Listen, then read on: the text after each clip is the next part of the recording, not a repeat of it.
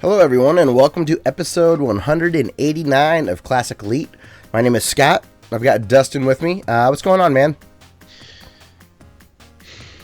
Uh-oh. I'm frustrated, man. You're frustrated. Did I make you that mad trying to get the backup PC running for Skype? No, I'm frustrated with life. Uh-oh. What are you allowed to talk about? Well, all of it. It's all like political stuff. Oh, fair enough. Yeah. My boy Milo Yiannopoulos was on Joe Rogan this afternoon. Oh yeah. So while I was trying to get the podcast ready, I had that streaming in the background. Those two are a great conversation to listen to. I bet. So yeah, political stuff is a bummer. So we won't talk about it this week. Does that sound all right? Good. For those not watching, I gave the thumbs up. I had a mouthful of water. I will say this. They did, somewhere on like Tumblr or Imager or somewhere, Joe Rogan pointed out a hilarious video that pairs Hillary Clinton talking about what she did with her emails versus what the FBI found. Mm-hmm. So everything she claims, they immediately cut to a clip of the FBI saying something radically different. So she's like, I didn't do anything wrong. And they're like, she clearly did something wrong. It was really, really good. Outside of political crap on social media, how was your trip down to North Carolina for the 4th? That was great. Awesome. That was filled with me and Solly playing in the ocean. And I got to see my family. And that's pretty much it. But okay, good deal. Yeah, it was awesome. What's Sully's reaction to fireworks? Do his eyes get big, or does he kind of recoil a little bit? He still doesn't like how loud they are. Okay. I even put some like earmuffs on him, so it wouldn't be as loud, and he still wasn't super excited about it. He'll learn. Mm-hmm. After you get him to the gun range a few times, he'll be like, okay, yeah. The fireworks will be nothing to him. Cool. Yeah, I had a couple cookouts. I did some fireworks. I was around a lot of kids during the fireworks, and some of them didn't like it either, so I can totally understand. And we have a few people in the chat, so yeah, if you want to interact with us live during our podcast recordings, go over to twitch.tv// /classic_elite. And if you have any comments or questions for us while we're recording, let us know. We do our best to keep tabs on what's going on. So if you guys have any video game related questions, let us know. And if you want to chat amongst yourselves, that is cool too. So at this point, Dustin, I've got some bad news for the channel, or our YouTube channel. Okay. You know how I was so excited that we were so close to 10,000 subscribers? We were like 40 away, right? Yeah. YouTube just did a mass deletion of inactive accounts, and we had a good number of accounts that were inactive, so we're back to a couple hundred away, which is no big deal, but that nice round 10,000 number is ways away still. I'm kind of glad it happened the way it did, because how much of a bummer would it be if we got to 10,000 and then it happened? I had the exact same thought, that if I'm so glad that we were too close before we got the real numbers, you know. Yeah, definitely way better. It's kind of like breaking off an engagement versus being divorced. Like, after you go through with it, because I would have totally bragged about it, and then people would have gone to our page and been like, what a liar. He's like, 9,800.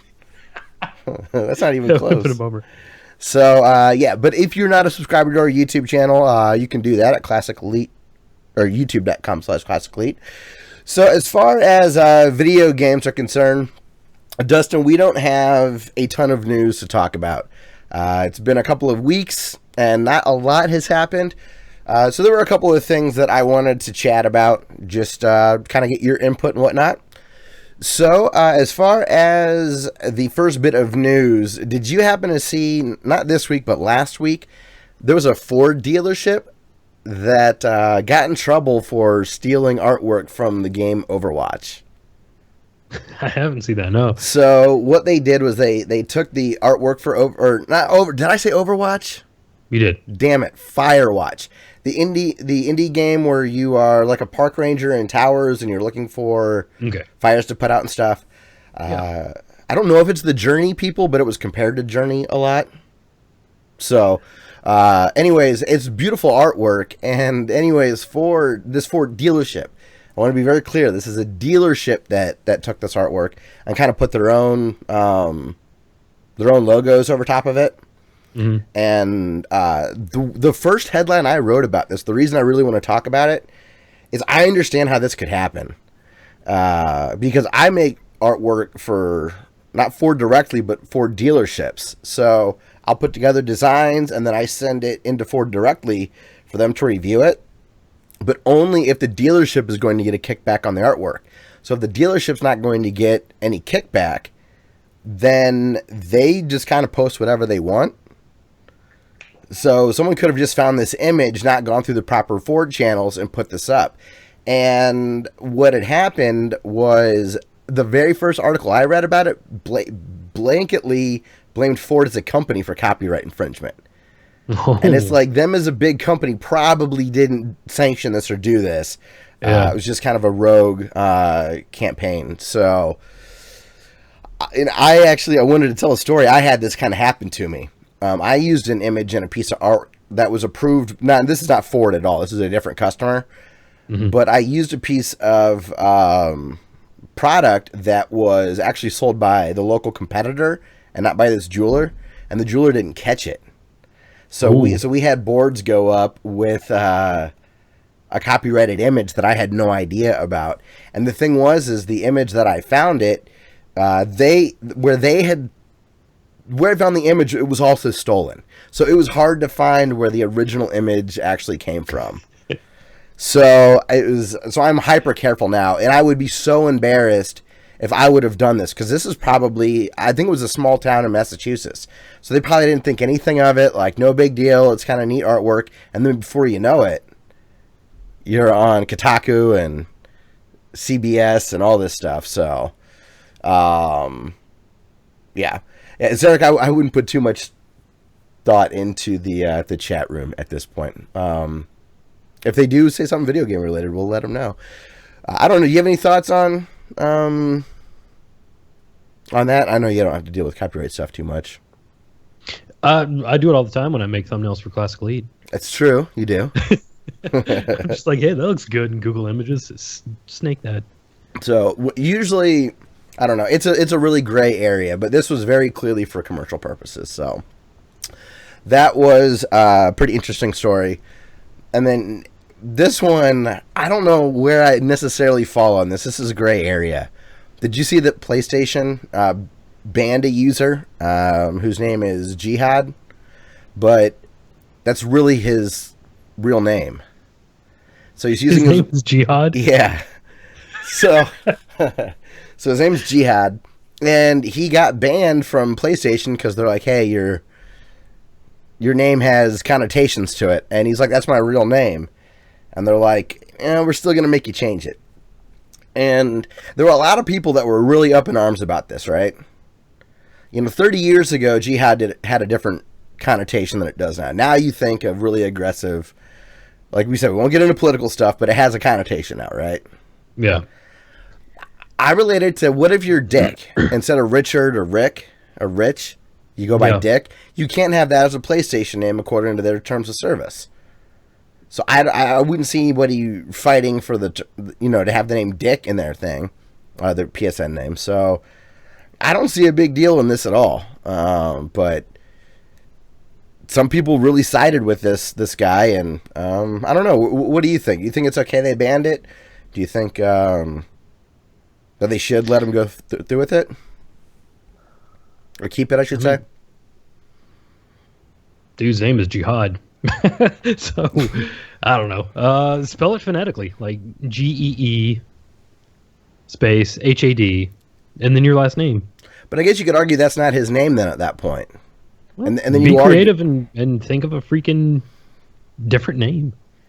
That's totally where I come down on it. Like, your parents gave you an aggressive name. I don't know what to tell you. Your parents suck. It just doesn't make any sense. And then for people to get really offended by it, by their decision, is weird. Some people have names that mean offensive things in other cultures, and that's just what it is. So, if my name was Hitler, my parents were white supremacists, and my name was Hitler Johnson, and I would put that in freaking PS4. Like, would people be jumping to my defense? No. Poor little Hitler can't use his name. No one would think a thing of it. They'd say what you just did. They'd say your parents suck. Yeah. So, Zarek in chat says that he used that defense on a MMORPG called Healer Jesus. I told them that it was my name and it's racist to make me change it. It's not my name, by the way. You're not Jesus. It's not Jesus. Hey, he just called it Jesus, not Healer Jesus. I read that incorrectly. That's pretty funny. I don't know, like not a lot of people use their real names in PSN anyways. You know, if you are John, just some average regular name, right? A lot of people try to search it up or whatnot. So, I just thought that was really interesting. Also, in Korea, now this time I'm going to say it right, Dustin, Overwatch, and I do mean the Blizzard game, is more popular right now, has more active players than League of Legends in South Korea. That's crazy. Yeah, that's what I thought. That's a big deal, right? Like, they really went after League, right? That would be like almost like Major League Soccer overtaking baseball in the U.S. It's relatively new, comparatively, and everybody, for as long as video games have been popular in Korea, has been a big supporter of the Blizzard type games, which rolled into League of Legends and Dota and stuff like that. So, Zarek saying that the king of video games is dead. So yeah, I don't know. Riot's doing some pretty interesting stuff when I hear them talked about, but I don't know. I don't play it, so yeah, I don't know. League of Legends is tough. I don't blame you for never giving it a try, Dustin. I don't.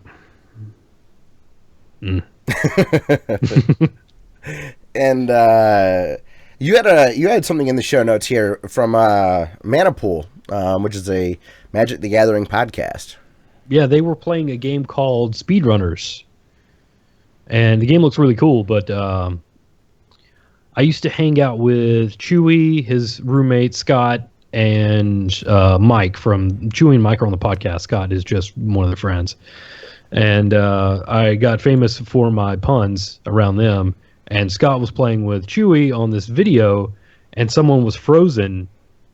And Scott said, "Oh, that's cold." And he said, "Oh, I miss Dustin." So I was like, yes. Awesome. And Rob from Retro League was playing also. So. And what was that game called? Friends. Speedrunners. It looks really cool. What platforms is it? I think they were playing on PC. Is it going? Whoa, cool. That was the video starting. Yeah, Speedrunners. That's definitely the name. Cool. So go ahead. I was just gonna say, for anybody curious, I'll link the video in our show notes over at classicelite.com when the episode goes live. It's like a racing game, but it's a 2D platformer. Think like Super Meat Boy, but the level is a circle, and you're racing against people. Awesome. Okay, I'm on board with that. Yeah, it looked really cool. That reminds me of an episode of Rick and Morty where they're in a computer simulation, and they get it to freeze so they can run to the edge, because reality in the simulation is like a treadmill. So you just keep running and stuff degenerates behind you, but generates in front of you. Mm-hmm. But when they froze the simulation, they were able to get to the edge and jump out of the simulation. That I just finally started watching Rick and Morty, and oh my god, if you like science nerd jokes, they cut deep with some stuff. It's great. I've heard it's funny, but it was on Hulu and I was like, I'll give this a try. And oh my god, if you watch if you are any sort of a Facebook scientist, you will love the jokes that they make. They're really, really, really good. like Schrodinger's cat, and someone's like, whose cat is that? And there's a Schrodinger joke. He's like, it's probably Schrodinger's cat, or it's not at the same time. I don't know. That's, I guess, the point. It's like awesome. And they make fun of time paradoxes and stuff. It's incredibly well done. And I didn't realize this until I started watching it. It's kind of a parody of Doc Brown and Marty McFly. So Rick and Morty is Marty, and Rick is Doc Brown, and it's incredible. So, all right, I've heard sound bites from it, but I've never. Yeah, I just thought it was a meme kind of show, like Family Guy or whatever. No, I was wrong. It's excellent, and I got into it at the right time. The new season is supposed to start relatively soon, so good stuff there. Did you want me to talk about the CS:GO gambling stuff, or do you want to get to Activision helping out veterans? Either one. Okay. Well, I guess there's not too much to say. I'll link the video that I found out about this about. But did you know that there's CS:GO gambling, Counter-Strike Global Offensive? There's gambling with that? And I think I heard something about it on Bombcast. Okay. Maybe. So I guess there's these third-party sites, right? And you know how you can sell stuff in the Steam store? Like trading cards and stuff? Well, you can go to these third-party sites and link your Steam account to these sites, right? And then what'll happen is there are really rare skins that will be available in CS:GO, and you buy basically slot machine pools, and you get stuff to drop, right? Well, these gambling sites let you place your Counter-Strike Global Offensive items up for not auction, but gambling. So I could put a bunch of my skins against one of your rares or something like that. And it works as kind of like a slot machine. And if you do well, you get these great skins that you can then in turn go to the Steam store and sell them for real money, right? And there are these two huge YouTubers. One's named T. Martin and the other is Syndicate. I've seen Syndicate before. I didn't know who T. Martin was. But anyways, there are these two guys that have millions of subscribers on YouTube, right? They made their own gambling site, then would make videos of them winning enormous amounts of money on their channel and talk about the site that they made and owned as like, oh, I found this really cool new site. You guys should check it out. And so they're using their own site to make these gambling videos and telling people to go gamble at their site. Now, while in theory they could not have maybe manipulated anything on the back end, they probably did, I would say, but who knows? Maybe they didn't, which is why you disclose, like, this is either my site, I would like you to go check it out, or you don't gamble on your own site, period. When there's a conflict of interest and gambling's involved, you should stay out of it. And they didn't, and it looked really slimy the way they handled it. And based on the user agreements and stuff, there's underage kids. By underage, I mean under 18 that are gambling. Because if they win a good skin, they could go and in turn sell that on Steam and get their winnings. Or they could spend a lot of money on a skin and lose it in the gambling service. And they could be 14. Because Steam only requires being 13 years old. I couldn't believe this. It's gotten to the point where enough parents have found out about this that I believe there's a class action lawsuit against maybe Valve or there is a class action lawsuit. In fact, I forget exactly who they're going after directly. I don't think it's this T. Martin and Syndicate guy. But these parents are like, hey, how is this not this is unregulated gambling. How is this legal? So I don't know. It sounds like such a scam. What would you do if you found Solly like 13 gambling his Pokemon? How good is he? It's a coin flip. There is no good. I mean, if he can like count the cards and like make some money, then okay. If it's unregulated, So if you can steal from the robbers or the thieves, go for it, right? I mean, if I like kicking some money, maybe he could double or triple it. What's crazy is it costs like $2.50 to unlock one of these chests that holds the skins. Mm. And you can get a common item, which is worthless, like a buck or whatever, and then some that are worth potentially thousands. I thought it was nuts. I had no idea this was going on. I mean, have you heard of this? Just Nope. the giant bomb thing? Yeah, so... Man. The internet is weird. So the video I found out about it was H3 Productions. We've mentioned him before with funny YouTube stuff. But yeah, he kind of shed light on it for me, and just some weird, some outrageously shady stuff. So, yeah. And then Activision, you said, is helping out veterans. How are they doing that? So this is something I saw on Facebook. One of my, who was it? Actually, it was my wife. Kim shared it, and I looked at it, and it was something about getting vets back into work, vets having difficulties with unemployment, and I noticed the URL was Call of Duty Endowment. And I was like, Call of Duty? Okay, that's kind of a blanket, or kind of a broad term. Okay, yeah, generic term. Thank you. I couldn't think of that word. So I click on it, and I see that it has like the Call of Duty font. And I was like, okay, this might be a lawsuit. What's going on here? So I'm looking at this website, and I realize it's legit like Call of Duty. Oh, cool. It's Activision Blizzard. They've set this thing up to help veterans get jobs. Is it within Activision? Like, it's kind of like recruiting stations for when people come back, or is it bigger than that? So, according to the website, it says that they identify and fund the most efficient and effective organizations that get unemployed veterans back to work. Oh, okay. So it is more of like a community... now I'm struggling on the word to describe it. Community benefit, I guess. That's not the word I'm looking for, but it's not just them trying to recruit vets themselves. They're... Right. That's awesome. It's let's see, Call of Duty it's a 501c3. Also, it's its own entity then. Mm-hmm. And it's called the Call of Duty Endowment.org. Mm-hmm. So okay.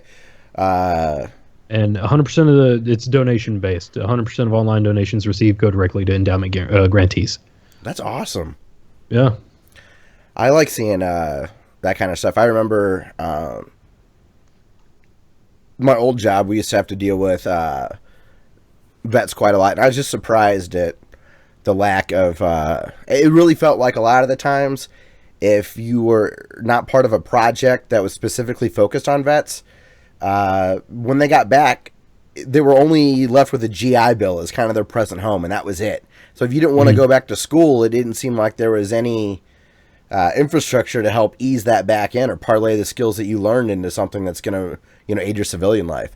So it seemed like if you weren't going to be a cop or go to school, there was nothing for you. Yeah. And that's pretty much true. There's a lot of people that don't want to be a cop, and there's a lot of people that don't want to go to school. So that's awesome to see. Activision's got a really bad name, I think, as far as being a faceless multinational corporation, right? And Call of Duty is kind of a joke in the, I don't know, inside baseball level of video games. It's made fun of all the time as like a bro game and all that kind of stuff. So I really like seeing this. That's really cool. Yeah, it's a lot of people see it as kind of jingoistic, and they look down on it. So to see the people behind it kind of go towards, hey, we actually kind of we understand the reality of the military and what comes after, and it kind of puts a very it puts a human face on the corporation. Yeah, absolutely. Cool. And Call of Duty specifically is a game that felt like an exploitation of the idea of military, and it never seemed like anybody took the time to go and interact with the military other than to make sure the guns sounded good. Right, yeah. But that doesn't look like that was the case at all. Or at least it's starting not to be if it wasn't. So good on them. I think that's cool. Yeah. And then something else that we'll have that linked in the show notes at classicleet.com as well. And then also the last thing in the news was in kind of a stealth manner, the 3D NES Emulator that we talked about back in the spring released. So you can go download it. I'll have a link in the description as well. It's geod.itch.io/3dnes. And I haven't tried it. I downloaded the zip, but I haven't even unzipped it yet. Okay. It sounds incredibly fussy. And on a per game basis, you kind of have to fiddle with the knobs to dial it in well. Mm-hmm. But man, when it works, it looks awesome. All right. I don't know. Do you have any ROMs? Do you have any way to test this out? Nope. No. I feel like in our Google natural. I feel like in our Google Drive, I should keep some of my ROMs there just in case. I haven't downloaded any in a long time, but years ago I downloaded a bunch to try on a one of those 3DS carts, or no, just a regular DS cart that allow you to play emulators or whatever. And I never got rid of that. So now I've kept them. I will save the internet if it ever goes down. I'll put them back up for everybody. But yeah, I'm anxious to try it out. Specifically with Contra, I want a 3D Contra experience. Yeah. So I'll spend all my time dialing that in. If I can get it to work, then I will be super happy. You could be the first one to beat 3D Contra without dying. There you go. That would be pretty amazing. No one would care except for Dinky Dana, but I'd beat him to it. Dinky Dana, I haven't thought of him in a million years. I just remember the first Contra video I put up with me beating it without continuing or without the code. He commented on it and gave me some pointers. He didn't comment on the no death one. At one time, he was the world record holder though, so I was pretty pumped that. Oh wow! The world record holder saw my video, which is pretty neat. And then as far as games we've been playing, Dustin, it looks like you've got a ton to talk about here. I will tell you one thing. I took Solly to an arcade while we were at the beach. And this was the sorriest piss poor arcade in the world. I'm convinced all arcades near the shore are all beach arcades are just utter garbage. The best games in them are typically those like iPhones and PlayStations hanging by a thread.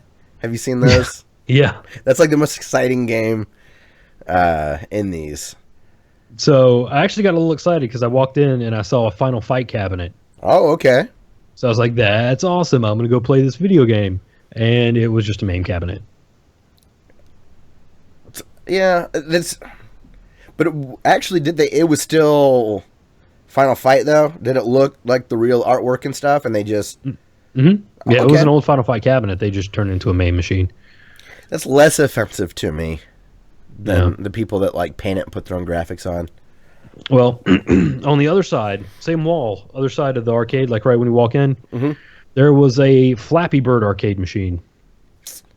I've seen that. It's like on a big screen and brand spanking new. One button, just push that button, keep that bird flappy. Kim had to drag me out. I was trying to set the place on fire. Like they barely even have skee balls at those places. Yeah. It's like 8 variations of quarter pushing, and those quarter pushers just spit out tickets now. They don't even give you the coins that you get. Yeah. A few years ago, I went to Florida with some friends and was very disappointed. And the arcades take up a lot of real estate. Like they're, at least the ones I've been to, they're big, and they have nothing in them except for shitty lights and. This is kind of funny. I don't know. I may get Child Protective Services called on me, but we were in this kind of strip mall, and we were at a gift shop getting the requisite like tchotchkes for family, and Solly had to go to the bathroom, so I was like, "Oh, you don't have a bathroom in here, do you?" She's like, "No, the across the street does." So I pick him up. We go across the parking lot and go into this building to go to the bathroom, and it's a bar. What's wrong with that? I took my 3-year-old son to a bar. Okay, for functional purposes. Yeah, we were in there for like 2 minutes so he could pee and get out. Okay, so now I would vote for Child Protective Services if you didn't remember leaving the bar, let's say. You're right. And in North Carolina, are you allowed to smoke inside anymore? That's how it is in Ohio. And Yeah. like if people aren't smoking, and I'm sure it was still daylight out, Yeah. I see absolutely nothing wrong with that. Now, if you're like, Kim, you're making me mad, I'm taking Sully, and I'm going to go feel better. Then I'd be like, okay, that was pretty shitty. We're going to go bang out some shots. He's my DD. That's too bad the arcades aren't there. But if, you know what, I think in like Gatlinburg and stuff, if you guys do like a family weekend there, I think they've got some proper arcades. Yeah, maybe. I just remember, like, when I went to the beach with my dad, the arcades were awesome. Absolutely. They were Street Fighters and Turtles and Ninja Gaiden, even though that game sucked, but the continue screen was cool. I remember lots of games you could get into, you know, different, like, car driving games, but when I was, like, 12 or 13, they had snowboarding games where you could get on the snowboard and, like, fly around or right on an actual dirt bike, it looked like. Those were the motorcycle games. Even if there was no quarter, I could sit and pretend on that for a good couple minutes, you know. Yeah, You're right. Back then, I mean, arcades were great, and especially in touristy places. What else are you gonna do with your kid in the '90s? Now lazy parents, instead of taking them to an arcade, just give them their iPad. You know, it's egregious. We were eating at a place, one of our favorite places in North Carolina, and this family comes up. It was like a birthday or something. There was like 10 or 12 of them, and 3 or 4 kids come in with an iPad each, and they're sitting at the table playing on their iPad the whole time. See, now that it's unlikely I have children, but if I ever do, like grandkids, or if I'm babysitting any of my friends' kids or anything like that, during dinner time, 100% no iPhones, no phones. If it rings, you don't answer it until dinner is done and everybody is finished eating. That's what it was in my house. Even if you were expecting a phone call, you could never answer the phone while we were eating. The machine always had to get it. And if somebody would start to leave an emergency message on the answering machine, then you could rush to the phone and go get it. But otherwise, we're just going to sit here and awkwardly listen to that phone ring 5 times before my stupid voice would come on with a really corny answering machine tone. I'm just surprised that gets lost, you know? Where... And it was like that for all my friends, and it doesn't seem like that's a priority anymore, like unplugging during dinner or whatever. I don't know. Millennials. Technically, we are too. The cutoff's like 1980. It's bizarre. How many generations? Oh, go ahead. Rejigger that. I agree. I was going to say, how many generations now have we been a part of? Like when Gen X was big, they're like, well, you don't quite count for Gen X, but you know, there is no other young generation, so you're part of Gen X. And then there was Gen Y for about 2 weeks, Right. and then a vague void, and now they're like, yeah, we'll just lump the old farts in with the teenage kids. Like if you knew what it was like before the internet, not just you existed before the internet, but you remember living life without the internet, I don't think you should count it as a millennial. Yeah, I think that's a really good cutoff. So if your first computer was mine was 6th grade. I went Google diving for my original IBM Aptiva just yesterday. I saw a tweet about Aptiva, and I'm like, I wonder if I can find my original one. I found a YouTube video of some dude booting up his IBM Aptiva, the same model I had. And I was like, oh my gosh. I don't know if I've ever told you this. I think I might have. We upgraded that 386. I think it was a 386. It might have been a 486. We upgraded that to a 56K baud modem. And when we went to get that changed out, we also had a 3 gigabyte hard drive put in. And I told my brother, there's so much space in here, it doesn't even matter. We could never run out. Like, 3 gigabytes might as well have been infinity storage. And that's awesome. Now, it's not that long ago. I mean, they're 20 gig patches for just a video game. Right, yeah. You know, my cell phone plan, in a month, just my cell phone chews through more than that computer could ever handle. It's just, because someone had put it into perspective for me that if you open up Notepad and just held down 1, that like it would take 100 years to fill up a gigabyte. So I gave more credence to the numerical value of that particular text in Notepad in Windows 95 or 3.1 or whatever. Like, I gave more weight to the amount of disk space that would take up than I should have. Yeah, I was so blown away by that statistic. I'm like, oh man, the gigabytes of the future. That's a good episode title. Gigabytes are the future. Yeah, and we had those crappy CD-ROM games and stuff, and Encarta Encyclopedia. I think I had Encarta. No, I had Compton. Encarta was the one I won at. I had Compton. I had the generic City of Compton. I had the. Oh, that reminds me of nerd-related rap. I saw you post about Mega Ran's Panda cover. Yeah, that was amazing. Great. So if you don't know what we're talking about, Mega Ran, the awesome nerd rapper, took that designer song Panda and rapped about Mega Man, and pretty much used Mega Man bosses 1 through 5 in the rap. And it just sounds like if you pay attention, the way he incorporates the boss man names are unbelievable. He's so clever. Yeah. I'll try to remember to link that.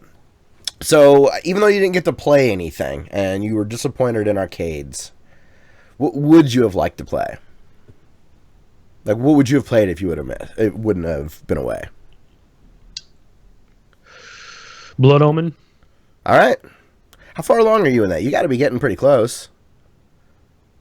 I'm about to get to the first dungeon. But you have like 3 videos up about Blood Omen, right? Yeah, it's a pretty slow start, that game. Okay.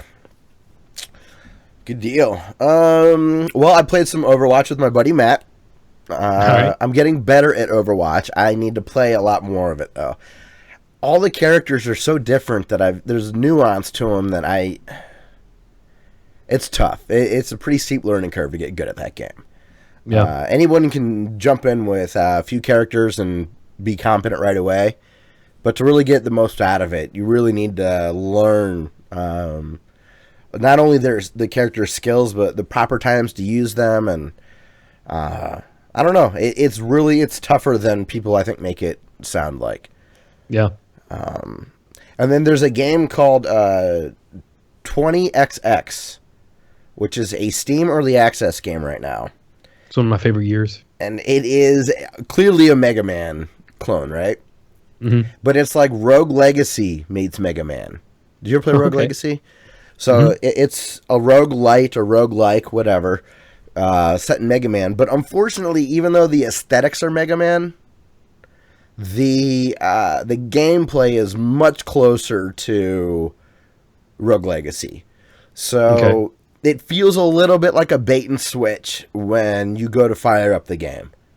If I would have went in with the mentality of this is Rogue Legacy, I would have understood what was going on a little bit more. But it's neat, man. I mean, it's randomly generated Mega Man levels. There's great music. The visuals are good. It does feel like Mega Man, which is really cool. And it's in early access. I got it on sale for $9 and figured out what the hell. There's local and online co-op, which was another reason I got it, kind of a just in case, which is sweet. Yeah. You can be two different characters. There's a girl character who's kind of like the main one, and she plays like Mega Man. And then, I don't know, in the X games, was it Proto Man was the other guy you could be or something like that? The red dude? Who's the red dude? Zero. Did he shoot as well, or can you ever remember a Mega Man guy that had a sword as a playable character? It was Zero did. Zero did? He had Okay. like a lightsaber. Okay, yeah. Okay, so there's a Zero type character in this as well. They have different attributes. You can level them up differently. My first impressions are great, so keep an eye on this game. And their version number is 9 or 0.9 something, so they're really close to being out. The Steam reviews were very positive, so I don't know. It's going to be a real bummer if that's a better Mega Man game than Mighty Number 9 is. There's no question it is. It's much closer to what people wanted out of Inafune than what they got with Mighty Number 9. And Well, the only thing is you can't lock down the level. So if the fun part to Mega Man is the absolute memorization and the brute force of getting through the levels, if you need that specifically, you're out of luck if you've played everything, and including 9 and 10. how's the music? Great. Yeah. Yeah, it's good. It feels like a really fun game. So, being as cheap as it is, I saw that Biff McSkylark bought the game as well. So, I'm going to try to coordinate something with him to play, which would be a lot of fun. Cool. So, I also, during the Steam sale, I picked up a few games. The most notable is I picked up the first BioShock, because I was listening to the Beastcast, and they said that BioShock is getting remastered. 1, 2, and not 3 on the PC, because they said that looks good enough already. But if you already on the PC own BioShock 1 or 2, you'll get a free upgrade to the remastered version when it releases. All right. So I picked up 2 in a Humble Bundle forever ago, and BioShock Original was $4 during the summer sale. So I'm like, BioShock Remastered for $4? Deal. So when it gets released in a couple months, I might go back and play some BioShock, which would be pretty cool. I thought that was sweet. Good on them for taking care of the legacy people. Now, I mean, if you're an Xbox 360 person, I don't think these are backwards compatible, so you'd have to buy the remastered again if you had an Xbox One, for example. I don't think if you have it on 360 that they would upgrade you on Xbox One, but if you're a PC person, then you get the free upgrade, which is cool. My brother got me a game that I think you'll be really interested in. I'll keep you in mind as I'm playing this and update it as I play it. It's called Lakeview Cabin Collection, and it's an 8-bit horror game that looks kind of like 2D, sprite-ish, and I don't know, I'm picturing that they were able to... What was that movie that just came out? Or not movie, that video game that just came out last year, like Dying Light or something like that, that there were all the kids in a house, and it was a horror movie, and... Until Dawn. Until Dawn. I knew that it was some sort of zombie-sounding generic video game name. I'm picturing it's kind of like that. You want to keep your party members together, but there's some skills on the platforming and stuff. He said he thought I would like it, so I'm pretty pumped to try it. I also picked up Transformers Devastation on the Steam sale. It's pretty neat. Good first impressions if you are a Transformers fan. It's the characters from the original cartoon. Great sounds, character development. It's a button masher. It's pretty fun. I wonder if Solomon would like that. He might. He's in Transformers now. I don't know, man. It's pretty good. It sounds much better than the new Turtles game that Platinum had put out. Because Platinum did this, so... Okay, cool. And another Platinum game I haven't gotten around to is Bayonetta 2. I still haven't played that yet, but I heard that game is awesome. I have it, I just haven't played it yet. It's called, Zerek's asking me to clarify the name of that 8-bit game. It's called Lakeview Cabin Collection. Not 8-bit Cabin. He might be on Steam right now. I don't know. Lakeview Cabin Collection is what I have, though. And he says it's pretty cool. Sounds fun. Side note, and that 8-bit Cabin would be a good name for a band. Which one would? Lakeview Cabin? 8-bit Cabin. 8-bit Cabin? Yeah. I'd listen to them. I'd give him a try. I'd play him on the show. But that's pretty much it as far as gaming for me this week. I also picked up A Boy and His Blob on PS4. Because Kevin, our Canadian correspondent, pointed it out on Twitter, and at 250, it's hard to not just say, what the hell. So maybe someday I'll play A Boy and His Blob. I think it's a port of the Wii version that came out a couple years ago, instead of the NES game that I didn't care for. That one's all right. I need to play all the way through that. I think it'll be. You can hug him. Oh, okay. Does he give a cute little noise? I'm assuming. You walk over and you hug him and you go like that. Okay. I guess it's worth it. And then Zarek says, in the game Lakeview Cabin, random murderers come to you, and you have to do lots of stuff to stop them. You can also do lots of stuff to save the other characters. Oh, okay. I can see that getting intense when things start to compound. It's kind of easy at first, and before you know it, you're trying to stop a leaky boat with your hands. But yeah, at this point, then let's get into our YouTube comments from last week. Right. Also, if you want to send us an email, you can do that at classicelite@gmail.com. That's classicl337@gmail.com. Or if you want your comments read on air, you can leave us a comment under any of our podcast notes at youtube.com/classicelite. We don't get enough listeners or enough comments for us to have the old episodes comments get lost in the shuffle. So feel free to comment on anything we've talked about in the past, and we'll try to address it on the show. And again, if you have anything direct, feel free to email us. And if you don't want to read on the show, make sure to note that. We tend to read every email that we get on the show. So also, at this point then, let's get to the comments. Our good buddy Dumez wrote us a few comments on last episode. I am struggling to get to them. 1 second, everybody. Clicked on the wrong thing. So, boom, there we go. Okay. We got some good comments from him. Dumez, again, his YouTube channel is DUHMEZ. And he says, I've got a hot tip for your screen. So your screen won't shut off, but only because I don't know how computer savvy you are.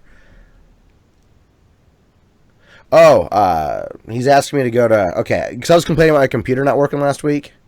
Mm-hmm. I did a complete clean install of Windows. Oh, feels good. Feels real good, man. All of those little quirks and issues I was complaining about are gone. Yeah. And Windows does a pretty decent job of. Now I had to wipe every. It takes care of all programs, right?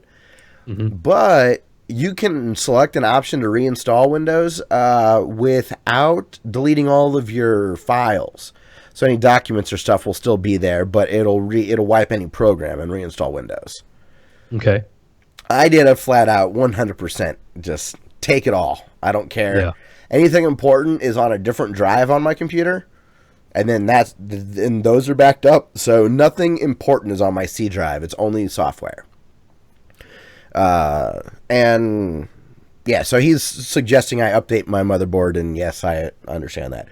Don't update your BIOS though. If you don't have any problems, that can wreck you in a bad way. But yeah, so clean install. And do you remember Windows 7 didn't have an option to just reinstall if you had an OEM version? It was only if you had like HP or Acer or whatever. They would have a built-in reformat to the second you bought it.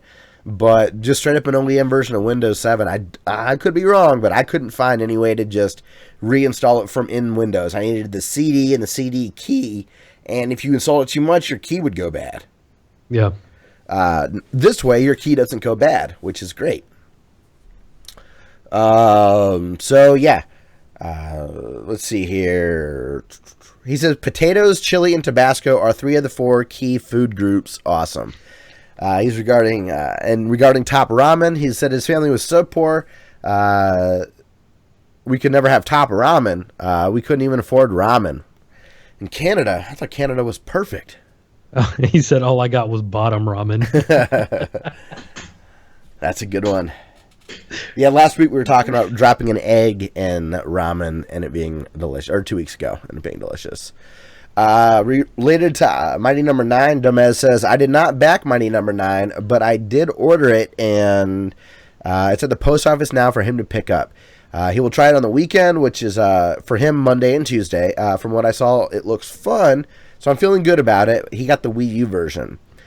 He said that his Bloodstained video is up if you want to check it out. I do want to... It's really interesting. Both Zarek and Domez put up Bloodstained videos. Mm-hmm. And Domez plays games more like I do, and Zarek plays games more like Vinny from Giant Bomb. Okay. So, I want to get through it, right? Like, I want to play the game, I want to get through it. And even in Bloodstained, Zarek was very meticulous about doing stuff, and I'm like, just fucking go forward, just hit it, just move. And he's like, a little light will happen, and he'll, oh, what's this? And I'm like, go right. He just purchased 2000XX. Zarek, let's set up a time to play that so we can put it up on our YouTube channels. I think you and I would have a lot of fun with it. And Zarek's a phenomenal Mega Man player. I watched a video of him playing Mega Man 1, and like down to the pixel, he's perfect. So, but yeah, Bloodstain, Domez and Zarek both have excellent videos on it. I watched both of them. You didn't get a chance to play the demo of Bloodstain, did you? Not yet. I actually downloaded it, and I was looking for my 360 controller and the dongle so I can play it on my... because it was a Steam download. Mm-hmm. And then I remembered I let my brother-in-law borrow it, and it's probably at my mother-in-law's house. So I was like, yeah, I'm going to play this game. No, I'm not. And then I just kind of forgot about it. So a USB cord and your PS4 controller should work. Okay. So you might not have a long enough PS4 controller to play it comfortably. But if you do have a long enough cord, then the button prompts will be wrong, but it should work. I'll try that out. So definitely check that stuff out. And then also he says, thinking of sentimentality, is that I don't know how to say it, but being sentimental. Yeah, that's right. Trip off this one. He's like, the last photo of my dad when he was alive is a picture on my DSi XL. Suppose I got to hang on to that DSi now. He was sitting at my kitchen table with a big-ass bottle of vodka and a big bottle of Tylenol. He could eat 10 of them at a time. The memories. Yeah. Wonder if he had a liver issue. Sorry to hear your dad pass, so that does suck. Yeah, that sucks, man. And then he recommends, when I was talking about a great podcast to listen to with Russell Brand, like having his mind opened about the idea of podcasting, and Jim Brewer being there. He says, check out Jim Brewer's stand-up on Netflix. If it's still there, it's really good. He's a riot. Also, he just put out a metal album, a real metal album in the style of big 80s metal.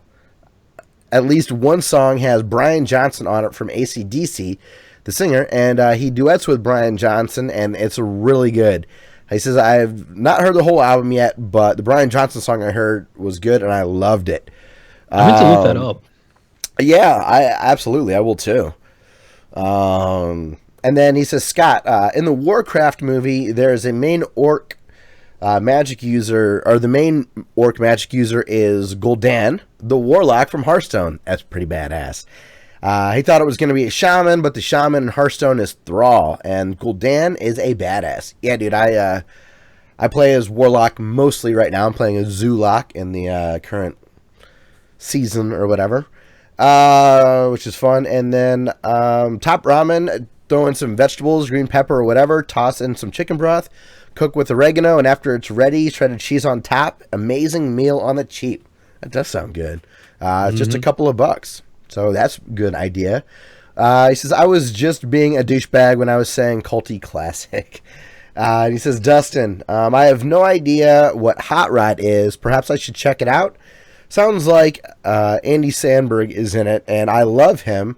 Dick in a box, yeah. So it's totally that. It's Andy Samberg is like an amateur, like Evel Knievel type stuntman. Yeah, stuntman, and it's you'll like it. It has him and what's that guy's name? Jorma McCone, the one that wasn't allowed on the boat, and I'm on a boat video. He played Hitler in Kung Fury. I am drawing a blank. I can't remember his name either. I watched Hot Rod, years ago. Like, I think 2009. It was one of the first things. Like DirecTV would kind of like download movies in a way. Mm-hmm. And I remember it was the first time I saw that. Instead of Time Warner being on demand, it was like if you purchased a movie on DirecTV at the time, you couldn't watch it right away. You had to let it download or something. I just remember waiting and there being a green download bar. I don't know. DirecTV sucks.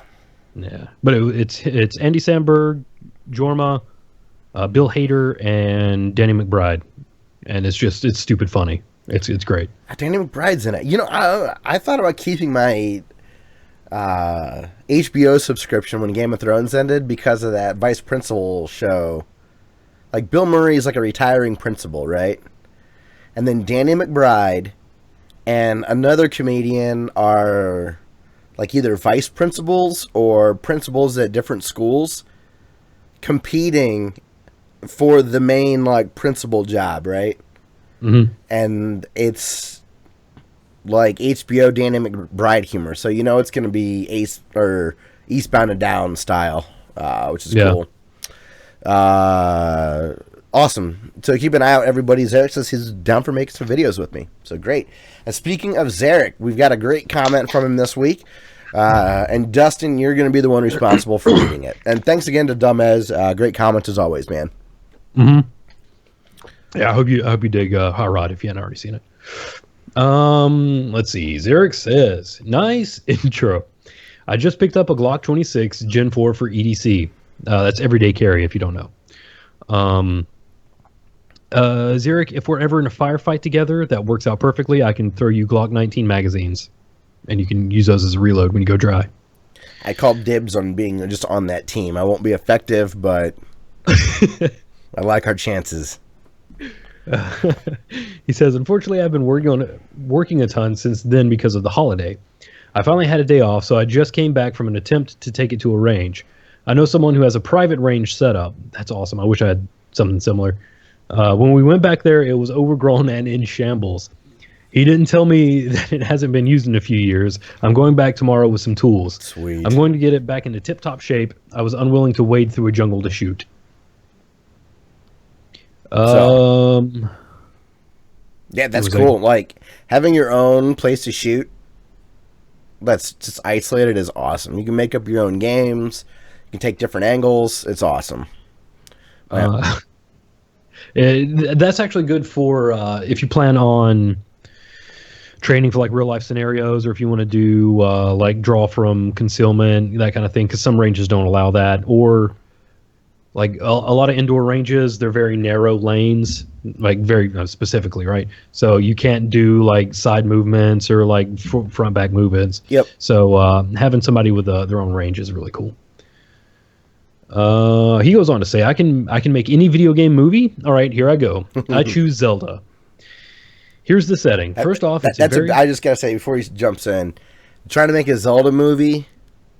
Like, would I pick Contra or something like really straightforward? Mm-hmm. Making a Zelda movie would be crazy. Okay. Yeah. All right, I won't interrupt anymore. Do you follow the timeline? Do you like make your own thing? Oh, that's a good question. Do you try to fill in? Yeah. Oh. I'd say you disregard the timeline and just stick it right in the middle to be safe. Cyberpunk Zelda. Oh, no, you want steam. Oh, no, it's cyberpunk. Yeah, you're weird. I'm surprised you don't vape. I just want... I just want cyberpunk everything, really. Here's the setting. First off, a very dark movie, miniseries, trilogy. I'll take as much airtime as I can get. Picture an R-rated Star Wars set in fantasy rather than sci-fi. All of the games, races, and cultures will be represented. How deep the film's series goes into those cultures will be based on how much I'm allowed to film. However, there will be slight changes to most of them. The cartoony aspect of them will be changed. I would like them to look more realistic. They should look more like an alien species from a different planet rather than a character out of a cartoon.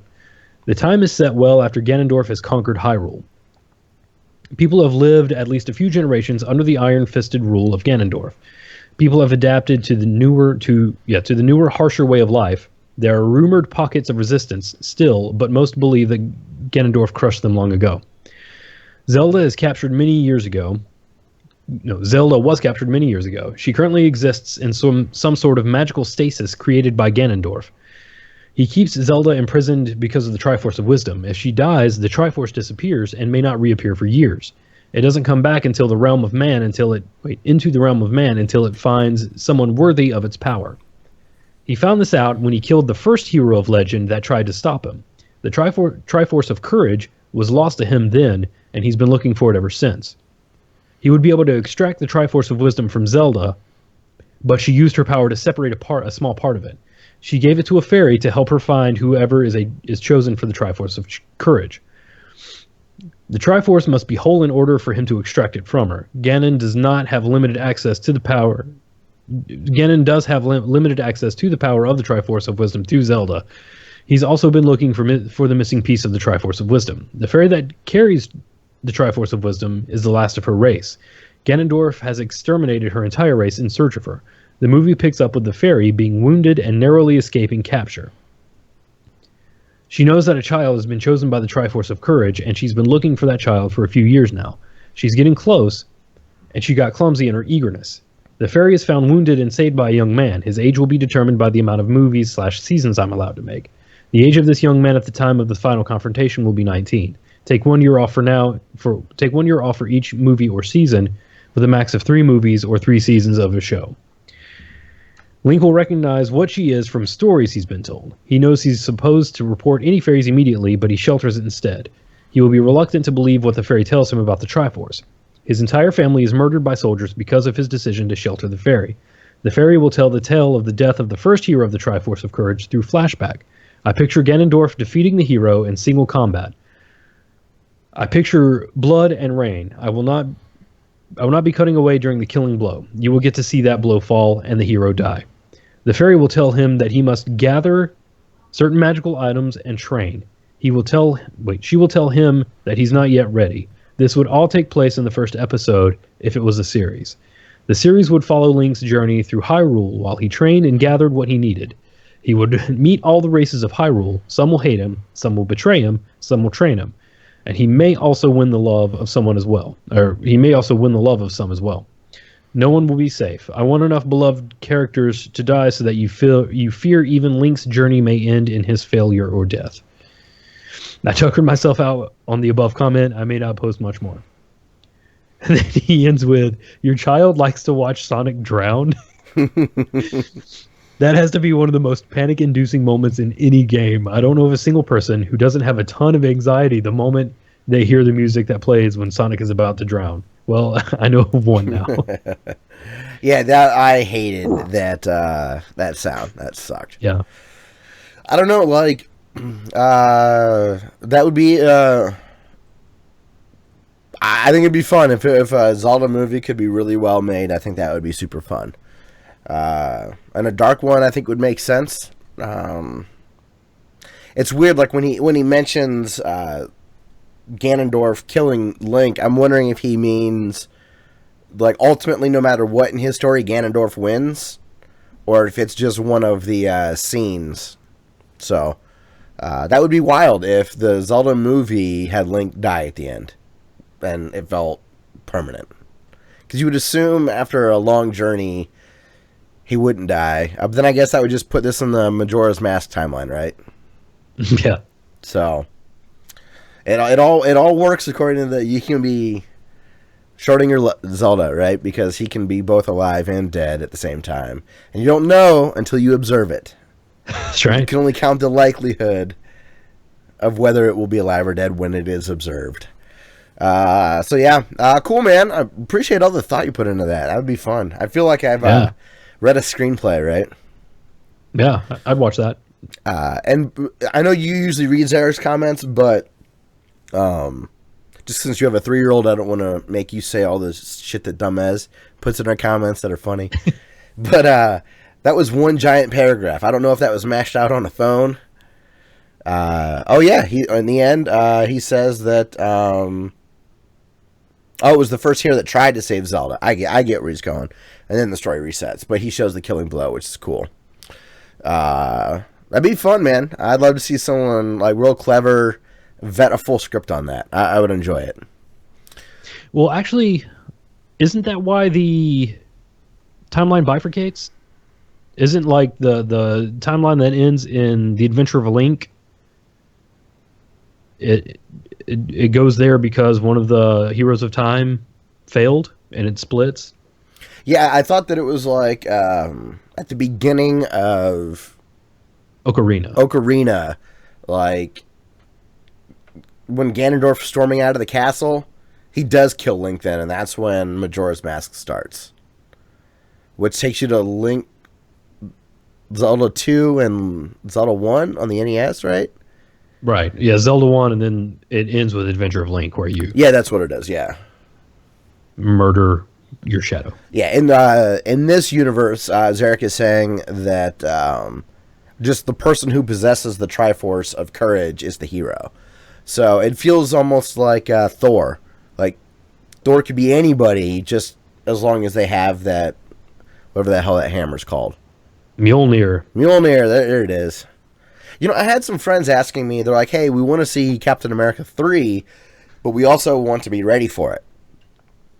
So I'm like, you can cut out some of those movies if you want, but if you really want a great experience, you should watch the first Thor into the first Avengers movie, right? Mm-hmm. Then you should watch Captain America just because it is part of that like lineage, right? So you should see the first Captain America, Thor, and the Avengers, and then Winter Soldier, and then Ultron, and then you should be ready to go. And then you could cut out pretty much the rest. If you just... This is strictly to make Civil War 3, or Captain America 3 Civil War make sense. Like, you don't need all the Iron Mans. You don't need Thor 2. It helps, but... Yeah. Like, since Loki is such a pivotal character, I think it's better to have his backstory than the Avengers' backstory. Because they do a pretty good job in the Avengers of being like, hey, here's heroes. They fight and then make up. So, yeah. And Zerg agrees. He says Thor was a good example of that, which is cool. He was trying to think of a way of Ganondorf possibly going full giant monster on Ganon, but it would not have to be cheesy, though. Yeah, I think a real serious take on Zelda would be kind of fun because the games are cartoony and fun. So, All right, man. Well, that wraps up this week's episode, episode 189 of Classic Elite. Dustin, you got anything that you want to say before I get to social media and all that stuff?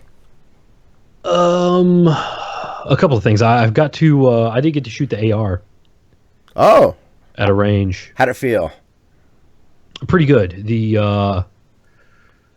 It's new, so the buffer spring is a little rigid. So I felt the kick a little more than I will when it's broken in a little more. Mm-hmm. And I was using tool ammo, which is like this super cheap Russian ammo, and it looked like I was shooting a damn musket on the range. All the smoke. Oh my gosh! But other than that, it was awesome. Yeah, it's amazing how ammo can make a big difference in the way a gun feels. Like, I just assumed ammo is ammo. It's kind of like you assume coffee is coffee, and then you talk to like a connoisseur, and they're like, "Oh no, coffee varies wildly depending on what you get." My uncle gave me this different shotgun shell. Right, like we had always been buying the cheap stuff to shoot clays, right? and he had a box of this like good stuff, and the kick out of this was so much more. I don't know if it had like more gunpowder or a higher grade, or I don't know, but there was a significant difference between different types of shotgun shells. Yeah. I can tell you, me being an idiot, prideful person, I'd be too embarrassed to shoot the smoke pellets out at the range. I'd be saving up and skipping weeks on the range to make sure that like I'd like the smokeless bullets. Like, oh yeah, I've got the good shit. And you elitists in here know what I'm talking about, which would be funny. It's too bad you guys are states away, you and Zarek. It'd be fun if you guys could go to the range, you know what I mean? Like if he was just down the road or whatever. That'd be sweet. And one other thing was, speaking of helping vets, I was actually going to, or I am going to, a buddy I served with has a nonprofit called Make a Vet Sweat. He will pay for the gym memberships for like 3 months of any veteran who's having trouble with PTSD. Wow. And it is, it's kind of like a homeopathic way of trying to just get off of like medication and help you just get back in shape and feel good.